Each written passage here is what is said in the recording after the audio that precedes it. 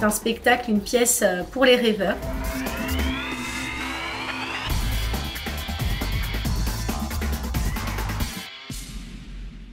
La solitude des muets est un texte que nous avons écrit tous les deux, qui a plusieurs strates. Donc on va suivre tout ce parcours autour de la monoparentalité.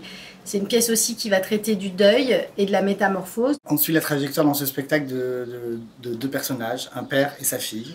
La fille, Kiki, adolescente, elle est passionnée de la culture kawaii, cette culture japonaise, des jeunes adultes ou adolescents qui, en opposition au monde adulte, refusent de grandir en se maintenant en enfance et en sublimant le monde de l'enfance à travers des tenues spectaculaires, souvent inspirées des mangas. Avec son ami Pastèque, elles passent leur vie à se montrer sur les réseaux sociaux en changeant de tenue au rythme de leurs humeurs. Tout ça semble très léger et très ludique, mais finalement, cette amitié fusionnelle va vite se rompre face au poids de la rumeur, des fausses informations qui circulent sur Internet, des messages de haine. Kiki va opérer une rupture radicale et se couper de tout lien social. De l'autre côté, on suit donc la trajectoire du père, qui a tout sacrifié pour sa fille, en essayant de lui faire oublier l'absence de la mère, trop passé sous silence, et ce silence a créé vraiment un fossé entre eux. La réalité de cette famille monoparentale est très palpable, elle est très concrète, elle est très ancrée dans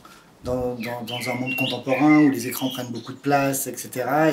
Et il y a quand même une dimension, donc on a envie de dire, une dimension fantastique qui vient se mêler à ça et qui vient pousser l'onirisme à son comble. C'est une pièce qui, fidèle au travail de la compagnie, fait l'objet d'un travail pluridisciplinaire. Donc les choix de mise en scène, encore une fois, vont permettre de mélanger les arts. J'ai choisi de travailler avec une circassienne contorsionniste dans cette dramaturgie qui va nous faire voyager entre paysages sonores, visuels, cirque, mais au service d'une dramaturgie théâtrale. Ce qui est important pour nous et ce qui est présent dans notre travail, c'est de déréaliser ce quotidien. C'est-à-dire qu'on s'adresse à tous avec un propos, une pièce qui est accessible et en même temps, on permet à chacun de se faire son chemin.